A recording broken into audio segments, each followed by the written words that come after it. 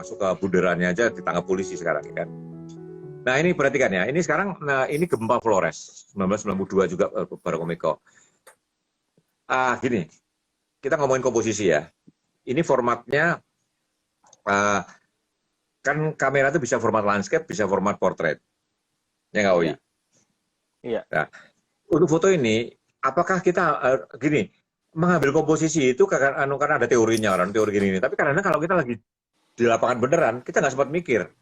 Itu yang saya bilang dari postingnya Gato ya, bahwa komposisi itu muncul dari refleks, dan refleks itu muncul dari pengalaman yang terjadi sebelumnya. Itu saya melihat gadis ini bawa cucian habis mandi gitu, saya langsung motret, nggak sempat muter kamera.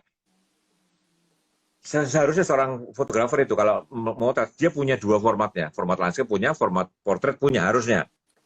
Iya. Waktu itu saya buru-buru cuma dapat landscape. Lah, saya nggak buru-buru delete. Dulu juga nggak bisa di-delete kan, dulu masih pakai film. Landscape itu kadang-kadang kita menceritakan kiri kanannya. Nah ini saya melihat kiri kanannya tidak mendukung, malah merusak. Akhirnya foto ini saya sajikan seperti ini. Ini yang saya sajikan ya, ini ya. Di foto aslinya, ini saya potong seperti ini. Yang saya pakai ini, jadi anak-anak di kampung pengungsian, oke? Bang, saya potong. Ini. Jadi ini Ya. bahasa yang abang sebut tadi, ini kan komposisi yang muncul akibat refleks, ya kan? Nah, refleks bereaksi udah bagus nih. Langsung dulu masih manual fokus ya, saya pakai Nikon F3 nih. Saya manual fokus langsung saya jebret. Jadi karena pemikiran komposisi itu memang refleks. Tapi kenapa jadinya seperti ini ya? Didukung oleh pengalaman-pengalaman yang pernah jadi sebelumnya. Tapi kan ini masih terjaga loh. Komposisi masih terjaga ini. Tapi kan juga ada beberapa teman-teman segala macam dalam artian sebelum membuat foto, balik lagi, ini kan konteksnya abang sebagai jurnalis yang melihat apapun sesuatu tuh langsung refleks dan langsung bidik. Nah, ada juga teman-teman fotografer yang sebelum memotret juga udah memikirkan komposisi juga. Makanya mungkin itu Gatoe selalu memberikan teori-teori komposisi itu. Jadi ada yang menunggu momen, ya kan? Dia berpikirnya akan membuat komposisi seperti ini nih, ya, yang ada di otaknya. Jadi dia membuat foto, Bang, ya kan? Nah, jadi mungkin itu dua konsep yang mungkin berbeda ya. Kalau abang kan udah otomatis dan juga karena udah terbiasa dari awal udah motret, nanti komposisi itu akan terbentuk setelah itu kan. Jadi refleks dulu. Nggak gini, Oi. Foto itu ada dua macam. Katakanlah saya diundang jamuan makan Pak Jokowi, ngundang jamuan makan dubes-dubes seluruh yang ada di Jakarta ya. Iya. Waktu saya berangkat itu saya merancang fotonya kayak apa. Itu dipikirkan. Iya. Tetapi dalam kenyataannya ada namanya spot news. Spot news itu kita lagi jalan ke Bandung misalkan, di tengah tol ada truk tangki meledak. Itu namanya spot news. Peristiwa kita nggak menduga. Spot news. Dan spot news itu menyikapinya adalah refleks. Betul. Kita nggak bisa terlalu banyak mikir. Iya. Jadi ada foto yang bisa dirancang. Ya. Kita perkirakan seperti pelantikan Pak Jokowi, siapa di DPR, siapa di jalan, semua diplot semua kan, semua diplot, posisinya pun diplot semua. Betul. Itu yang predictable. Tetapi ada namanya spot news yang unpredictable ya. Unpredictable itu refleks berperan sekali. Ya. Jadi hasil pengalaman macam-macam. Seorang pemula biasanya kalau refleks komposisinya nggak karu-karuan, mirang-miring juga nggak karu-karuan ya. Julian Sombing itu waktu motret cewek yang terkapar itu, 3 frame dia sambil dihalau, ditendang-tendang, perfect semua. Terkontrol semua komposisinya, tiga-tiganya. Landscape, portrait, landscape. Luar biasa itu ya. Kondisi kayak gitu masih bisa terstruktur komposisinya. Iya, terstruktur ya. Oke. Terus ini juga jadi seperti ini. Nah, ini juga nih. Ini kenapa anak di pengungsian ya? Kenapa menarik? Saya datang ke pengungsian. Saya mau menarik adalah ingusnya. Oh, ini ingusnya nih ya. Tuh ingusnya. Mulai deh. Jadi foto ini bisa menarik satu. Lihat ekspresinya ya, lihat ekspresi semua tuh. Ada yang paling kanan yang hitam agak shadow sedikit, itu artisnya di situ. Jadi saya main komposisinya biarkan yang kanan itu agak shadow, yang kiri juga shadow, yang kiri juga shadow. Jadi foto ini adalah memainkan, ini asli nggak saya crop ya, ini asli komposisi seperti ini. Ini memang saya ambil kehidupan di pengungsian ya anak-anak ini. Ingus itu mungkin menjijikan, tapi jadi foto ini ada something-nya, ada point of interest lah kira-kira gitu. Ya masih mending lah bukan tokai, Bang. Ya. Ini foto luar biasa nih di Kota Nopang. AEK Kanopan ya, pasar AEK Kanopan di Sumatera Utara bagian selatan, perbatasan Sumbar. Saya lagi di sana, di pasar tiba-tiba ada orang kok teriak-teriak. Ibu ini itu dokter gigi tradisional di pasar. Dia terima cabut gigi, ngobatin gigi. Ini cabut gigi pakai tangan kosong. Okay. Ini keluar di Kompas ini. Ini keluar di Kompas halaman daerah ya. Cabut gigi tradisional di AEK Kanopan, Sumatera Utara ya. Jadi orang ini sakit gigi, sama ibu dibuka mulutnya, dimasukin satu ramuan yang dia bikin, kayak daun-daunan itu, tempel, bentar, terus bapak ini buka mulut, pegang, tarik, copot giginya. Ini foto menarik kalau dengan teks. Tanpa teks foto ini tidak menarik, gitu. Jadi waktu itu teksnya biaya cabut gigi berapa saya lupa dari teksnya, tapi ukurannya saya belum nemuin ya. Clipping PDF-nya saya belum nemuin. Tapi intinya adalah saya foto tahun 2001 di AEK Kanopan, Sumatera Utara bagian selatan ya. Bang, ini yang Abang sampaikan sekarang itu minggu kemarin kita udah bahas ya, Bang. Maksudnya foto itu tidak bisa berdiri sendiri juga. Kalau yang untuk kayak gini, ini ada verbalnya. Aku masih ingat soalnya kan. Disampaikan dengan teks, dengan verbal, jadi fotonya kan kuat. Terus kayak tadi, foto yang tadi itu juga di satu daerah tertentu itu akan biasa saja. Makanya foto itu di mana juga ditampilkan kan. Nah, pas di daerah lain yang foto itu akan jadi luar biasa kayak gitu kan. Jadi teman-teman nih wajib ngikutin. Sambil ngiklan, tayangan kita yang kemarin sudah kita upload di YouTube ya, Bang ya? Ya. Nah, Oke, lanjut Bang. Sampai juga teman-teman kalau ada yang mau bertanya langsung aja ya, silakan ya. Ini nanti waktu kita tinggal 20 menit. Jadi kalau ada yang mau bertanya langsung aja. Iya, putus. Oke, langsung dulu ya. Sip. Oke, nah coba ini foto, memang foto ini butuh, foto ini jurnalistik banget ya. Saya di daerah Gomo, di Nias, di Jamu Kopi itu saya lihat poster-poster di dinding itu sama poster-poster di dinding itu menarik sekali ya. Tunggu dulu ya. Ini yang dibuat di Kompas gambarnya seperti ini. Kenapa saya tertarik coba? Kita maju ya, saya maju. Seret. Coba lihat apa yang di dinding. Satu, Katolik, Bunda Maria ya. Bunda Maria. Soekarno, Soeharto, kiri. Megawati, kiri lagi itu siapa tuh? Megawati lagi, ini siapa ini? Siapa tuh? Ada saya baru ada Desi Ratnasari nih, Desi Ratnasari ya. PDI. Oke. Jadi tahun 2000 tahun 2000 nih, berarti 2000 atau 2001 saya lupa ya. Saya ke Nias pertama kali. Jadi Anda lihat, ini yang menarik adalah bagaimana mereka menaruh poster di dinding itu sesuatu yang penting gitu. Ada Soekarno, ada Ibu Maria, Bunda Maria, pasti ini dari keluarga Katolik ya. Terus ada Soekarno, Soeharto, Megawatinya 2 biji, ada Desi Ratnasari, ada Peter Schmeichel. Jadi penggemar MU juga itu ya. Iya. Jadi memang ini adalah suatu potret masa. Maribeth Om, itu kata Maribeth. Oh iya. Tuh. Keren gak tuh ya. Jadi Anda bayangkan bahwa ini adalah ini potret suatu masa, suatu ketika tentang suatu rumah di Nias, gitu kan. Menarik kan, ini suatu betapa dindingnya itu isinya ya apa yang difavoritkan oleh dia. Saya ada beberapa lagi, ya. Jadi menarik itu kan, dari keagamaan, politik, olahraga, nyanyi, dan pasar. Desi Ratnasari, iya. Itu apa itu? Gong 2000. God bless. Gong 2000. Jadi ya itulah. Ini makanya ini human interest ya, suatu rekaman massa juga ya, nggak sekedar human interest, ini suatu rekaman massa bahwa ya itulah semua yang pemikiran mereka terpasang di dinding itu menarik dan manusiawi sekali. Perkara mereka berdiri berdua itu ya supaya fotonya nggak kosong lah itu. Jadi itu penghuni rumahnya yang bapak-bapak lagi di ladang, ini yang di rumah yang wanita-wanita agak lanjut yang di rumah ya, mengasuh cucu mungkin gitu. Iya, Bang sambil jawab, aku bacain pertanyaan dulu boleh Bang? Oh siap. Ini dari Mas Sawakeling. Oke, ini untuk foto human interest, idenya kan dadakan Om. Apa perlu minta izin kepada objek bersangkutan secara etika dan hubungan dengan hasil? Okay. Jadi gini, jangan dikit-dikit minta izin ya. Kalau apa-apa dibeli dengan minta izin, hidup ini jadi nggak menarik ya. Hidup ini butuh spontanitas. Selama kita tidak merampas hak dia apa-apa ya. Kayak rumah itu, ya kita minta izin dulu. Bu, saya potret ya, kalau kita masuk rumah dia. Ya. Tapi kalau kita lagi di pasar itu, tadi nyambut itu ya, Bu, saya potret ya. Ngomong gitu aja sama itu nggak masalah. Kalau langsung potret juga agak nggak sopan. Tapi gini intinya lah. Seperti kita sendiri. Kalau kita digituin, kita jangan gituin orang kalau kita nggak mau digituin. Kira-kira gitu. Kan di pasar itu, di pasar itu adalah pasar dan kebun binatang adalah tempat berlatih human interest yang paling mudah, paling melimpah. Pasar dan kebun binatang. Dulu saya pegang adalah pasar. Kebun binatang itu saya dapat dari Leong Katai, fotografer Hong Kong. Leong Katai. Jadi tahun 88 ada fotografer dari Hong Kong namanya Leong Katai. Karena googling, itu terkenal sekali dulu, dia di Perancis ya. Leong Katai. Itu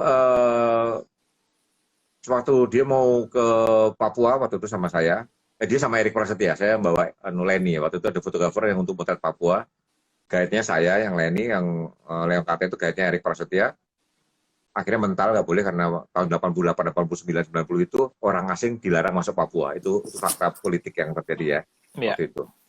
Nah, Leong Katai bilang kalau mau belajar fotografi human interest, kebun binatang, zoo is the best, kata dia. Itu bukannya jadi animal interest kalau kebun binatang? Tamunya yang dipotret, bukan animalnya. Bukan animalnya. Iya, tamunya dipotret. Oke. Jadi waktu itu Leong Katai minta diantar ke Ragunan sama ke kebun binatang Bandung waktu itu ya. Terus sebelum berangkat ke Papua nunggu izin ya. Nah, gini, soal minta izin kalau bisa nggak usah minta izin, kita ya jalani normal aja. Artinya mungkin candid pakai tele atau gimana gitu loh. Intinya adalah memotret itu tidak pernah salah.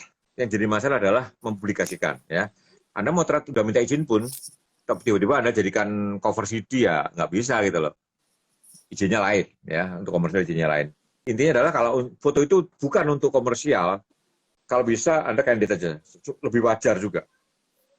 Suasananya terbentuk wajar, jadi tidak ada orang yang nggak post dulu segala macam gitu ya Bang ya. Kecuali dia dalam kondisi privat. Ciuman, lagi kencing, lagi telanjang, itu kondisi privat itu nggak bisa. Itu hak privat dia kita rampas. Tapi kalau dia dalam kondisi yang publik ya biasa aja, artinya tidak ada yang tercela, tidak ada yang memalukan. Go on. Siap. Oke. Ada dari Davana. Om, kalau di lokasi kerumunan penuh orang, misal penonton sepak bola, gimana cara fokus dan cari foto untuk human interest? Maksudnya mungkin apa sih yang menarik akan difoto dalam itu gitu? Nah gini loh. Kuncinya adalah ya kalau Anda mau di pasar apa yang menarik ya Anda googling foto pasar. Anda butuh ide, nggak bisa saya jawab kuncinya itu, nggak bisa, itu bukan rumus mati. Justru kalau bisa Anda menemukan yang nggak saya omongkan. Hidup itu kalau bisa dalam fotografi kalau bisa melanggar pakem. Biasanya apa Anda kalau bisa langgar? Kalau semua ikut pakem terus fotografi nggak maju-maju. Anda juga kalau ikut pakem terus biasanya gini, Anda ikut itu ya nggak maju-maju. Langgar kalau perlu. Begitu langgar orang suka. Anda dibilang bikin tren. Asal jangan lalu lintas yang dilanggar ya. Iya. Pakem fotografi kalau bisa dilanggar, jangan turutin. Teorinya gini, Anda bikin gitu loh. Kalau orang suka, Anda kan dibilang bikin tren. Kalau orang nggak suka, Anda tinggal balik. Nggak susah kan. Tapi kalau Anda ngikutin pakem terus, ya nggak maju-maju. Jadi kalau gimana caranya macam itu ya coba Anda googling. Seperti gini. Kemarin saya ngasih workshop di sebuah kantor ya, kantor teman saya. Bagaimana memotret meeting perusahaan yang menarik. Dia tunjukin foto saya meetingnya gitu, terus duduk, dengerin orang ngomong terus kan. Nah, gini saya bilang, Anda butuh ide. Idenya gimana? Minimum buka Pinterest. Meeting, coba Anda kunci meeting. Ada macam-macam potret meeting yang menarik. Ada orang nanya gitu kan. Nah, Mas, nggak ada yang nanya tempat saya. Ya, Anda atur temen, tengah-tengah dia nanya. Ya, itu Anda foto. Kan dokumentasinya kan nanti jadi bagus fotonya. Perkara dia nanyanya kamu suruh, siapa yang tahu gitu kan. Emangnya foto-foto yang bagus itu nggak disetting? Karena setting itu diperlukan. Oke. Jadi kalau mau bikin foto, apapun kita butuh asupan ide. Ide ya. Salah satunya adalah bisa googling lah. Di Pinterest bisa, dimasukin Google Image juga bisa. Anda ketikkan aja meeting. Nanti cocok foto meeting keluar. Jadi ketik tadi kalau Mas tadi kan stadion tuh ya, ketik stadion, people and stadion. Nah itu lagi dilihat ya. Crowd, people at crowd itu. Crowd itu juga macam-macam. Pasti stadion juga akan muncul. Jadi nggak bisa dibikin apa rumusnya apa, enggak gitu. Fotografi kerjanya nggak gitu. Fotografi itu kerjanya adalah sudah terjadi kayak gini. Aku kalau bisa bikin lain. Atau saya baru belajar ya ngikutin yang sudah terjadi. Kalau Anda udah mulai terbiasa, bikin yang lain. Itu caranya begitu. Sip. Itu ya, Mas, jawaban dari Bang Arbain. Oke, ini dari Mali Karvin. Om, bagaimana cara kita menulis kata yang menarik yang dapat membantu menceritakan kondisi foto tersebut? Nah, itu kayak gimana bikin novel yang menarik, yaitu pelatihannya nggak bisa saya ucapkan satu kunci ini gampang banget hidup ini ya kan. Kalau cara bikin teks aja di Kompas, di kuliah di UMN aja, bikin teks itu satu kuliah, satu semester. 2 kali 2, 3 kredit itu 3 kali 45 menit ya, itu bikin teks doang ya, bikin teks doang. Jadi bikin teks doang adalah gini, kalau gambarnya udah menarik, teks itu menyertai dan jadi menarik. Teks itu memasukkan sisi verbal daripada gambar tersebut. Ya nggak mungkin visual. Nama orang, nama tempat, waktu, itu kan nggak mungkin visual. Ya itu di teksnya. Jadi seperti inilah. Gambar pakaian tradisional Dayak itu kan.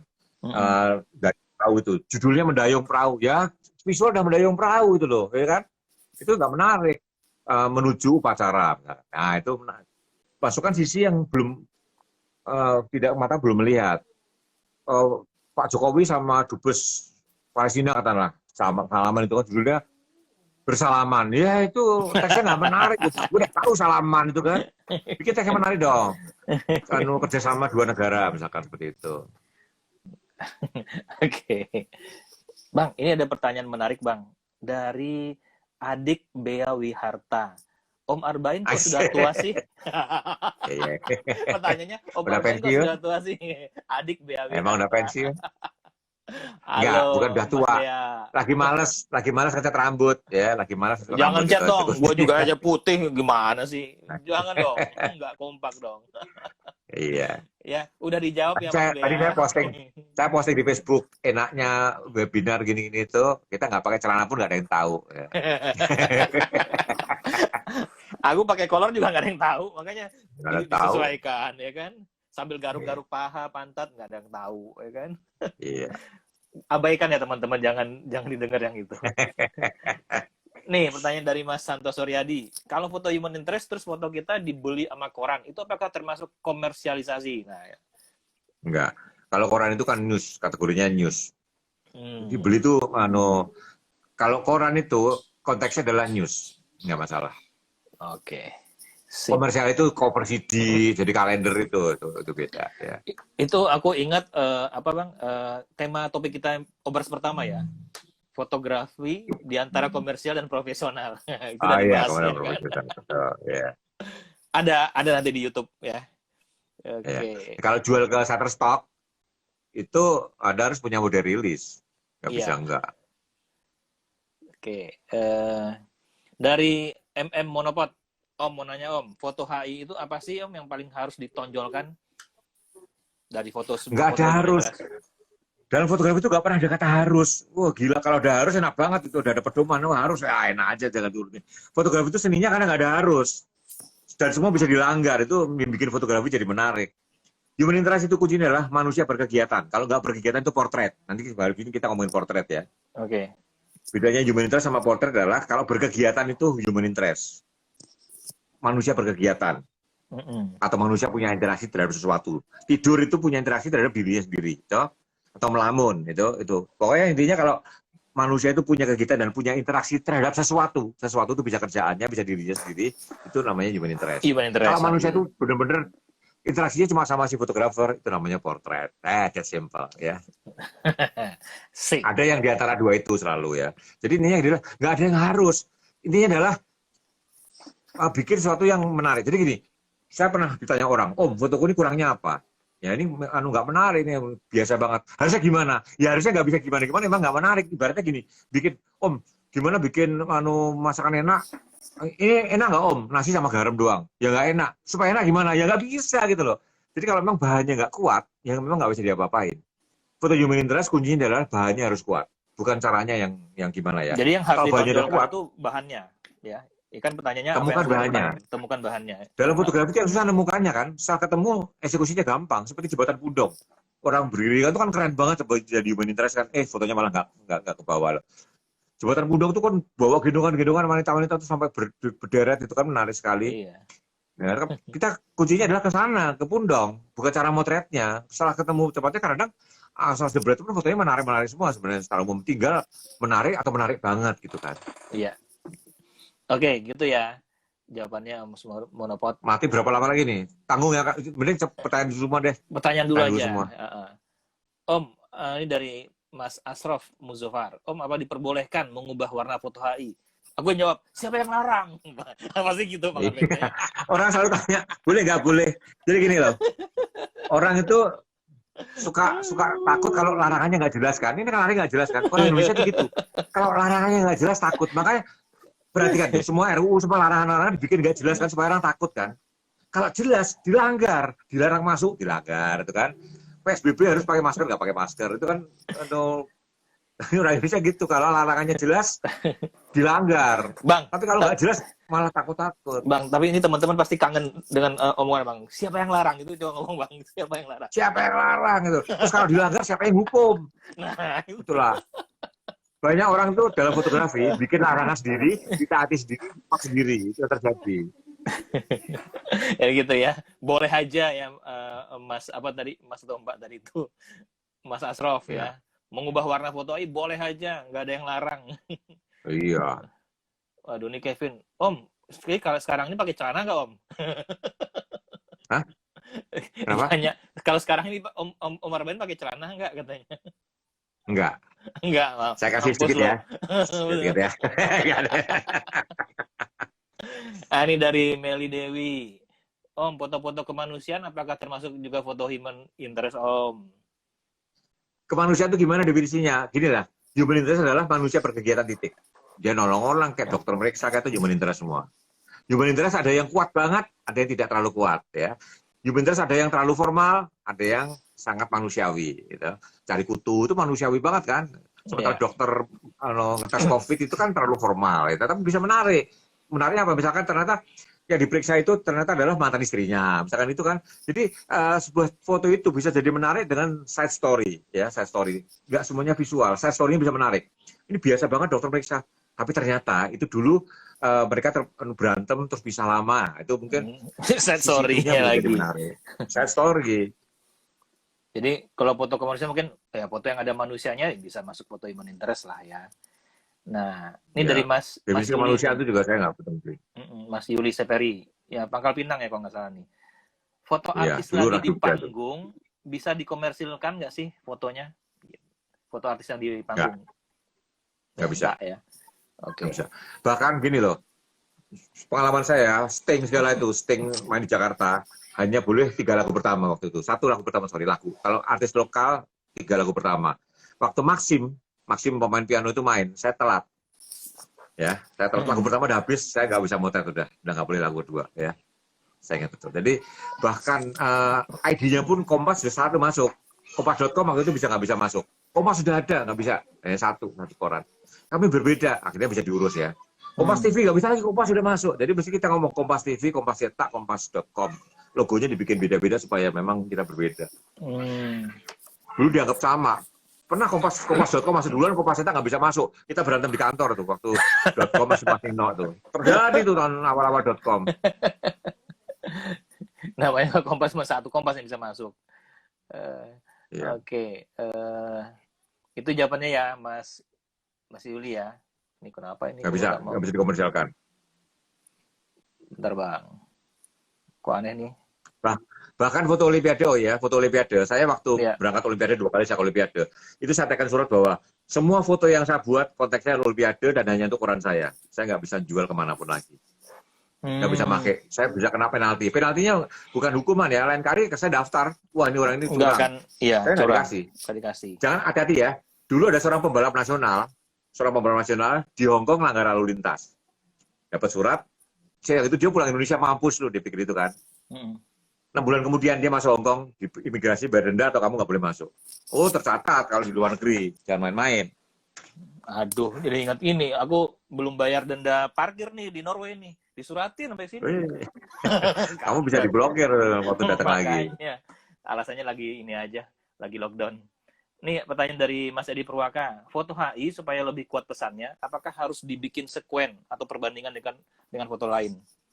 Nggak bisa dibikin rumus gitu. Sekuen atau foto seri, atau foto esai foto atau foto seri itu adalah dibutuhkan manakala tunggal tidak bisa.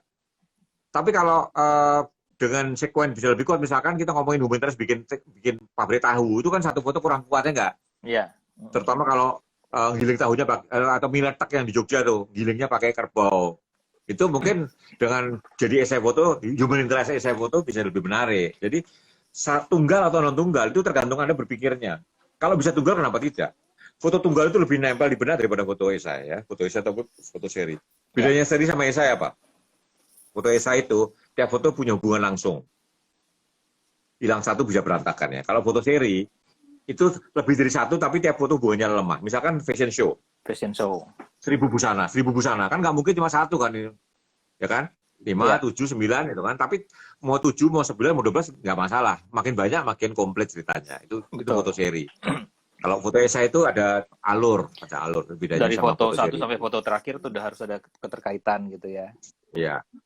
Nah, ini juga menginformasikan buat teman-teman tuh, kalau setiap minggu tuh ada acara bedah foto ya di Fujishop ID sama bedah foto story ya, foto esai.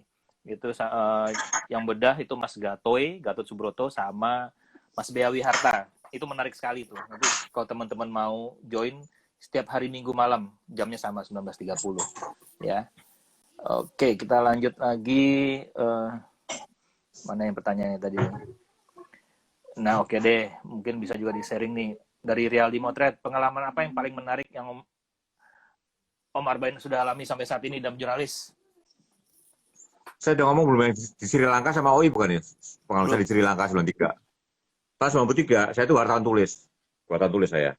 Saya di Sri Lanka, saya diingat, saya cari fotonya ya.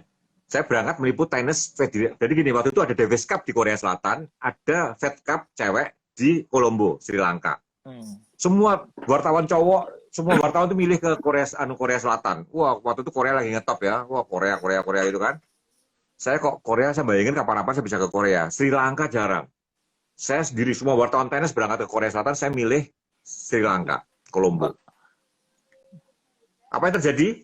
Pada babak penyisihan hari Sabtu, Presiden Premadasa dibom bunuh diri. Dong, presidennya hancur. Bayangin Anda di kota Colombo, tiba-tiba dengar suara bom, ternyata itu presidennya hancur. Dibom oleh bom bunuh diri. Tiba-tiba orang KBRI datang ke lapangan tenis. Siapa Indonesia? Orang Indonesia ditarik semua sama Pak Suprapto, dubesnya waktu itu ya, Pak Suprapto namanya, saya ingat betul. Saya diinepin di Wisma KBRI. Wah, itu langsung darurat. Bener. Bayangin presidennya dibom hancur. Presiden Premadasa. Terus jam malam. Keluar aja susah. Wah, suara sirine di mana-mana. Malam-malam. Suara senapan itu kan. Wah, darurat bener.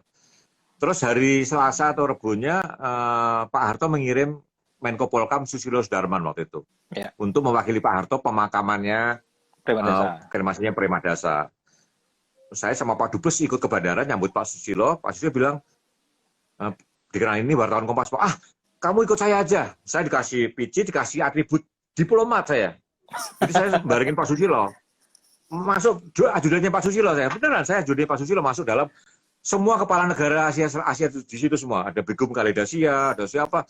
Saya karena dia mewakili Pak Harto, saya duduk bareng kepala negara itu. Bayangin, saya motretin dengan leluasa kan.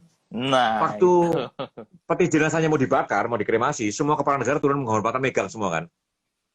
Waktu istrinya Premadasa tuh nyium peti itu, saya itu cuma 1 meter dari sebelah itu, saya pakai 20 mili saya motret. Saya lihat Reuters, AFP semua jauh-jauh semua. Saya bilang, gue menang. Tapi yang Kompas pakai dari Reuters, saya waktu itu kan belum bisa ngirim kan. Bang, jadi saya bangga. Wah. Sorry, 20 detik nih Bang, mati. Oke, tapi nanti kita bersambung ya. Iya, jadi itu ya Pak yang paling menarik ya. Iya. Saya liputan tenis dari liputan politik. Teman, saya naikkan di Facebook kok. Itu clippingnya saya naikkan di Facebook. 3, 2, 1, jangan kemana-mana lagi ya.